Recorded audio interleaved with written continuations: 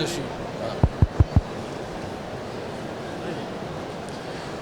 Bonjour, bonjour à tous pour cette première matinale Escapade by Bus et Car. Alors c'est un exercice un petit peu nouveau. Ce qu'on a souhaité, c'est de profiter de la présence de certains invités sur le salon IFTM Topresa et particulièrement sur la destination France, où Bus et Car et Escapade vous accueillent. Le but de cette première matinale, c'est d'évoquer le rôle du réceptif. C'est un métier qu'on dit parfois un petit peu ignoré, un petit peu méconnu. Et on voudrait, avec nos invités, en parler aujourd'hui, évoquer la façon de faire ce métier, dont ce métier est perçu. Alors avec nous, je vais penser dans l'ordre de la présence autour de cette table, Valère qui est tour opérateur en Belgique, Patricia, rendez-vous Fontainebleau et qui se trouve être présidente d'une association de réceptifs, French Alliance DMC, Philippe qui est de Vendée, et notre ami Patrick qui est un réceptif à la fois français travaillant au Brésil et qui accueille des Français au Brésil et aussi des Brésiliens que tu envoies en France. Très vite, Patricia, je te propose de prendre le micro. Si on devait définir en un mot, en une phrase, quel est le métier de réceptif, comment tu dirais? Le réceptif, on va se laisser comme ça. C'est bon. Plutôt comme ça. Voilà. Le réceptif, c'est un maillon très important dans la chaîne du voyage, puisque c'est une agence souvent de petite taille, qui a le personnel extrêmement disponible, multilingue, et qui travaille en circuit court. Donc nous travaillons directement avec des partenaires locaux que nous avons sélectionnés. Donc ça peut être des autocaristes, des hôteliers, des restaurateurs bien sûr, toutes sortes d'activités, d'expériences. Donc nous sommes vraiment le représentant soit sur un territoire en particulier, soit sur une thématique qui peut du coup rassembler sur l'ensemble de la France. Alors juste un petit mot personnel, ça fait combien de temps que tu fais ce métier et comment tu es arrivé dans ce métier? Pour savoir un petit peu le parcours de quelqu'un qui fait réceptif. Plus de 30 ans dans le tourisme avec différents postes à responsabilité. La création de la maison il y a 10 ans et à Fontainebleau en ce qui me concerne et naturellement la création d'un département incoming puisque Fontainebleau a la chance d'être une très jolie ville avec le château qui est classé à l'UNESCO. Donc nous sommes sur une très belle pépite à moins d'1 heure de Paris. Est-ce que tu dirais qu'une des conditions essentielles, c'est d'être quelqu'un, alors je ne dis pas forcément natif, mais terriblement ancré dans son territoire? L'ancrage territorial est indispensable, absolument indispensable pour connaître, tisser vraiment un maillage très très fort sur le territoire. C'est important aussi pour nous d'aller découvrir de nouvelles adresses, des hébergements par exemple, de nouvelles activités. Et nous avons besoin forcément d'être vraiment bien ancrés pour avoir toutes les relations indispensables à l'organisation de notre métier. Okay. Philippe, tu vas prendre le micro. C'est une question un peu difficile, mais c'est quoi un bon réceptif? Un bon réceptif, comme l'a dit Patricia, déjà c'est bien maîtriser son territoire, être à l'affût de nouveautés. Oui. On doit être force de proposition sur des choses que nos clients ou nos prospects ne connaissent pas, ne soupçonnent pas. C'est aussi être disponible, c'est-à-dire pouvoir être joignable à tout moment, parce que le réceptif est là aussi pour pallier à tout problème pouvant se réunir sur un voyage. Donc c'est une dispo 7 jours sur 7, 24 heures sur 24 quand on a du monde sur la route. Et ça c'est fondamental. C'est un des aspects, j'allais dire, excitants du métier ou terriblement prégnant. Avec le temps, je dirais moi mon téléphone il est ouvert 24 heures sur 24 quand j'ai du monde sur la route, mais j'y pense pas. S'il sonne, je décroche et puis voilà. Heureusement. On doit être plutôt bon parce qu'il ne sonne pas très souvent, il n'y a pas souvent de problème, donc ça va. Donc ça c'est très important, la disponibilité, la souplesse, c'est-à-dire il faut un client, de plus en plus aujourd'hui il change d'avis, il voit des choses sur internet, à la télé, donc un premier programme qu'il a arrêté, il va falloir le modifier parce que il y a ça serait bien qu'on le fasse, donc il ne faut pas refuser toutes ces petites modifs, même une fois que le contrat est signé, il y en a souvent très longtemps après la signature des contrats. Ça c'est primordial. Et puis la réactivité aussi. Nos clients en B2B, ils envoient un devis, dans les 48 heures il faut qu'ils aient quelque chose. Donc nous aussi il faut que qu'on avance très vite, quoi. Voilà. Je passe la parole à Patrick. Alors on parlait de légitimité justement. Et toi tu as décidé de partir au Brésil pour accueillir des Français. Est-ce que tu te estimes légitime au Brésil, de représenter le Brésil vis-à-vis des Français? Quelle est ta culture? Tu as dû acquérir une culture brésilienne? Oui, bien sûr. Au bout de 25 ans pratiquement de réceptif au Brésil, je pense que j'ai eu une chance parce que je suis alsacien. Donc j'ai déjà deux cultures et j'en ai acquéri une troisième. Donc j'avais déjà un petit peu ce jeu d'être d'un côté et de l'autre. Et justement, moi je prends toujours une image qui me semble très juste pour un réceptif. C'est comme si on recevait des gens chez nous. Donc il faut essayer de les traiter le mieux possible. C'est comme si on reçoit de la famille ou des amis dans notre maison. Notre maison, c'est notre destination et on essaye toujours de surprendre, de montrer des nouvelles choses, d'être accueillant, d'être disponible. Et surtout, je crois ce qui est important, c'est surtout quand on est réceptif à l'étranger, c'est de adapter deux cultures. Donc nous souvent on fait tampon, c'est difficile parce qu'on ne nous comprend pas d'un côté, on ne nous comprend pas de l'autre. Donc après à nous de jouer. Mais je crois que c'est ce qui est un petit peu excitant dans ce métier. Par rapport aux évocations qu'a donné Patricia et Philippe sur les qualités, est-ce qu'il y en a une sur laquelle tu voudrais insister? Je pense que c'est surtout la flexibilité et la disponibilité, ça c'est évident. Mais il faut être très flexible aujourd'hui parce que selon le marché sur lequel on travaille, il faut vraiment s'adapter. Nous sommes spécialistes sur un marché francophone, nous recevons bien sûr des Français, mais aussi des Marocains, des Tunisiens, des Canadiens. Donc à chaque fois, il faut changer parce que c'est pas la même mentalité. On parle tous français, mais il faut adapter. Les attentes sont différentes. Il faut être très précis. On va se tourner vers ce qui pourrait être un client. Valère Valentini, tour opérateur, un des premiers tour opérateurs belges francophones. Oui. Quand tu utilises un réceptif, qu'est-ce que tu attends de lui finalement? Mais avant toute chose, je vais dire que j'étais pas un bon client, un bon allié à la base, parce que nous avons, disons, une culture, disons, de connaissance de terrain, je vais dire, assez longue en termes de connaissances et d'histoire. La maison a plus de 75 ans, quasi 75 ans, donc il y a un certain vécu, une certaine connaissance du terrain qui est en place. Ceci dit, comme vous le disiez justement, tout évolue, il y a de nouveaux prestataires qui arrivent sur le marché et quand bien même nous allons régulièrement sur le terrain, quand bien même nous avons des opérations avec toi, etc., il est impossible, disons, de cerner toutes les nouveautés. D'où l'intérêt, disons, d'avoir des représentants locaux, mais encore une fois, l'importance pour moi, c'est d'avoir vraiment des interlocuteurs qui connaissent le terrain et qui savent de quoi ils parlent et qui sont disponibles. Ça, c'est vraiment, je vais dire, très important. Toi, tu es déjà, souvent on le dit, tu es déjà l'intermédiaire entre les envies de ton client, qui est l'organisateur du groupe, et ce que tu vas faire. Est-ce qu'il y a parfois des difficultés à faire passer des messages entre l'envie de découvrir des choses nouvelles et parfois du client de rester sur des choses assez classiques, assez basiques?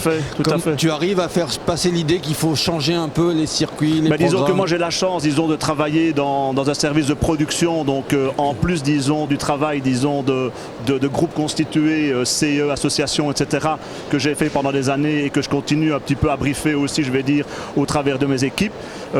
L'avantage d'avoir une brochure de GIR, c'est qu'elle a une visibilité et elle propose des nouveautés que d'aucuns méconnaissent. Donc c'est une belle vitrine pour justement les personnes désireuses de voir, de rencontrer une nouvelle expérience. Je crois qu'aujourd'hui, on doit vraiment parler d'expérience. Le client est vraiment, je vais dire, à l'affût des nouveautés. Mais ça, c'est pas un discours, on va dire, convenu. Souvent, on dit on veut une expérience, finalement, on revient au basique. Souvent, non. Honnêtement, on a vraiment évolué, disons, dans le métier. Il y a 30 ans, je t'aurais dit qu'on faisait des programmes en Alsace, je vais dire, copier-coller pendant des années et ça fonctionnait. Aujourd'hui, ce n'est plus vrai. Aujourd'hui, ce n'est plus vrai. Le client qui a visité, disons, une région ou une ville veut la découvrir différemment, soit par la gastronomie, soit par l'authenticité, disons, de ses prescripteurs, etc. Donc, il y a vraiment une évolution au niveau des envies des clients. Patricia, est-ce que tu peux rebondir là-dessus, justement, entre la différence, on va dire Fontainebleau, il y a la visite classique du château, des parcs, etc. Jusqu'où tu peux proposer des choses nouvelles et comment sont-elles acceptées? On vendra toujours des incontournables, c'est obligatoire. En revanche, il faut surtout surtout plus ne vendent que ça, comme disait mon ami, parce que quels que soient les clients, français, internationaux, seniors, comités d'entreprise, individuels, tous sont en attente de proposer autre chose. Donc aujourd'hui, dans un programme qui peut être un 4 jours 3 nuits par exemple, on va faire effectivement quelques incontournables en ce qui me concerne à Fontainebleau, château, musée des peintres ou musée de Vaux-le-Vicomte, mais il faut absolument introduire d'autres visites, aller à la rencontre des artisans locaux, découvrir un savoir-faire spécifique, faire une dégustation ou un cours.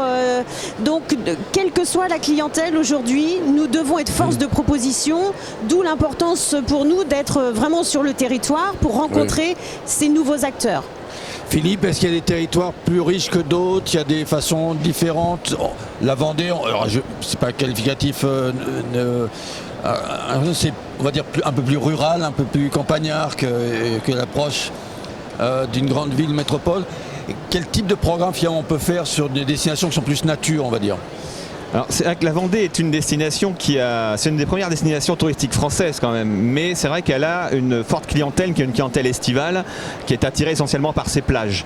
Même si cette clientèle-là estivale, de plus en plus, va essayer de chercher justement à découvrir l'intérieur des terres pour vivre des expériences.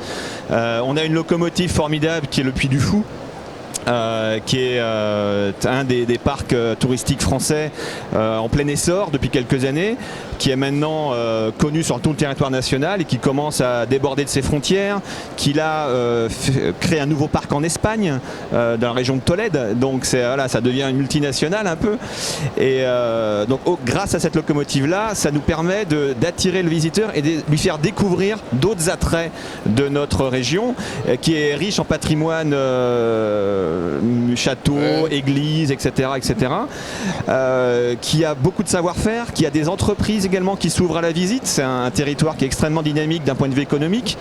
Et puis il y a bien sûr tout l'attrait de la côte, alors par ses plages, mais aussi par ses huîtres.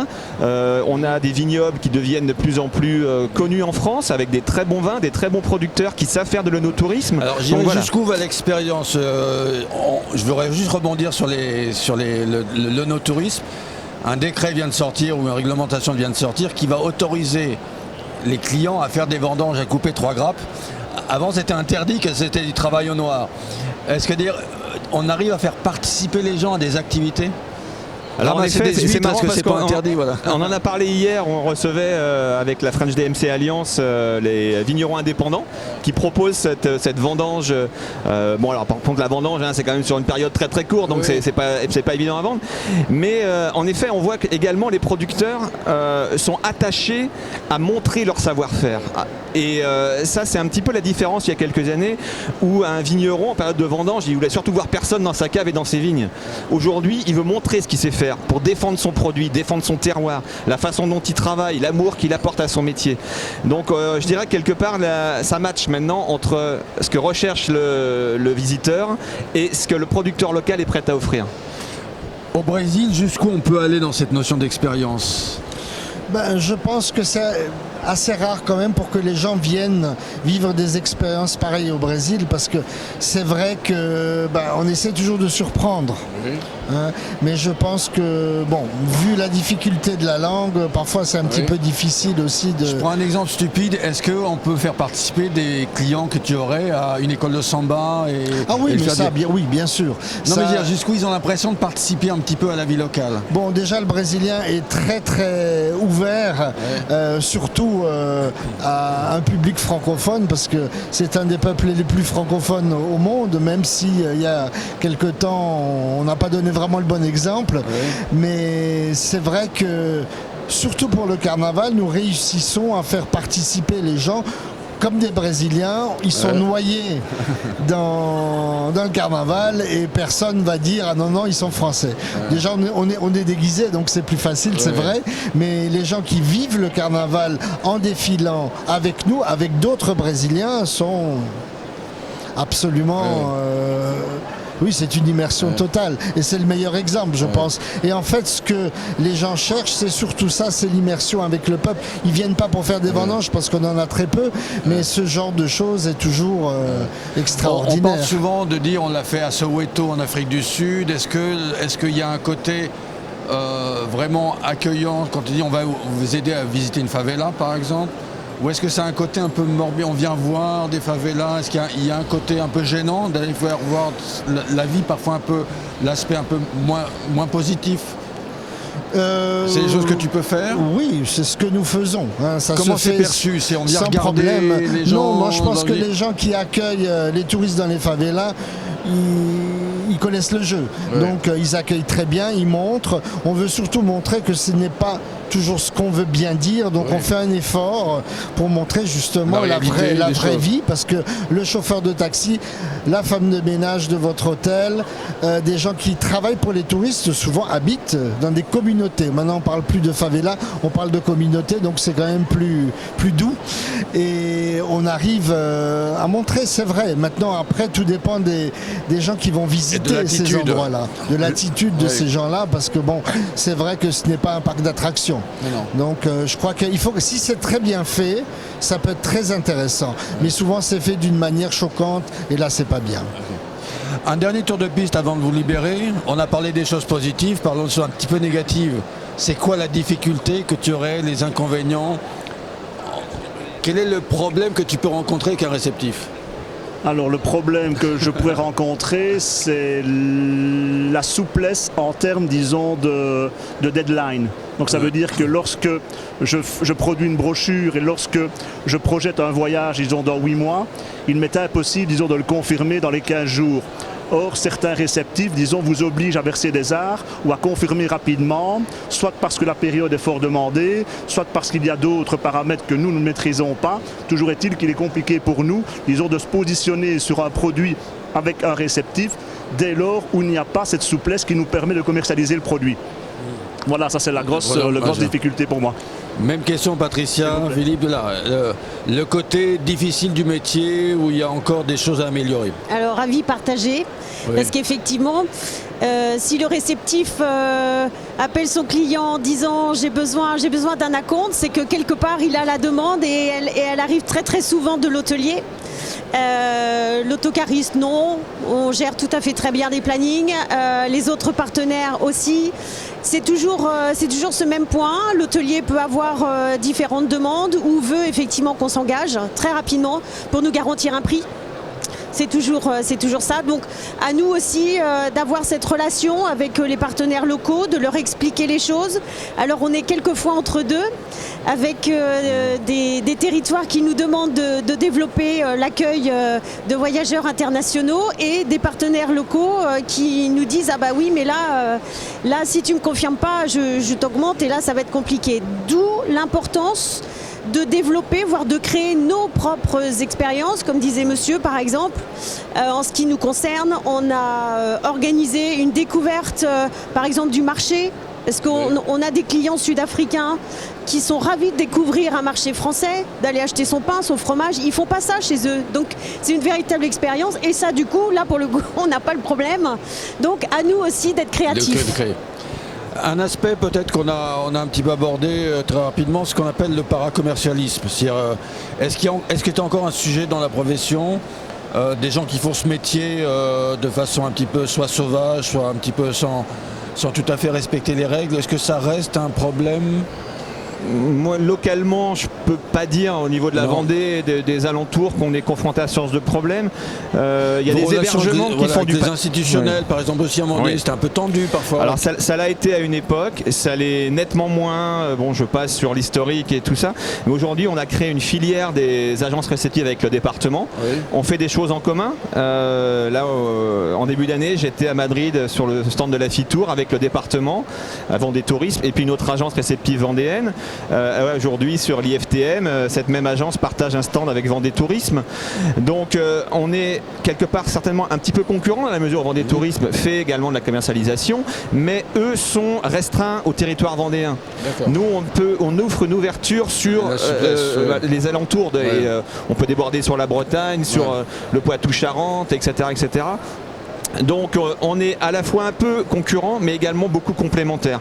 Donc je pense qu'on a réussi à faire comprendre ça aux équipes département. C'est un message qui a été bien reçu.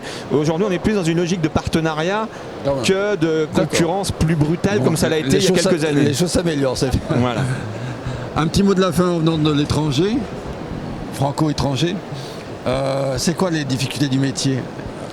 Ben, je crois que nos difficultés souvent c'est justement de conjuguer les deux cultures. Oui.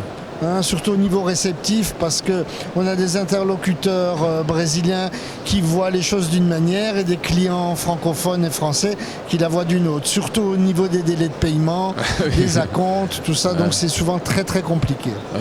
Mais je pense que comme nous sommes une destination long courrier, un pays qui fait 17 fois la France, on a beaucoup de difficultés parce qu'en fait il y a plusieurs Brésils dans notre cas. Donc c'est souvent difficile de conjuguer le tout sur un voyage de 10-12 jours où les gens pensent pouvoir faire tout le Brésil et c'est tout à fait impossible. Donc je crois que ça c'est peut-être un grand avantage du réceptif, c'est qu'on sait exactement doser et construire un voyage sur mesure avec le temps qui nous est attribué. Et sur une destination avec un pays aussi grand, c'est fondamental. Okay. Merci, merci à tous d'avoir participé à cette première matinale et puis je vous donne rendez-vous à la seconde qui aura lieu demain matin. Merci, au revoir. Merci. C'est ma carte. Merci bien.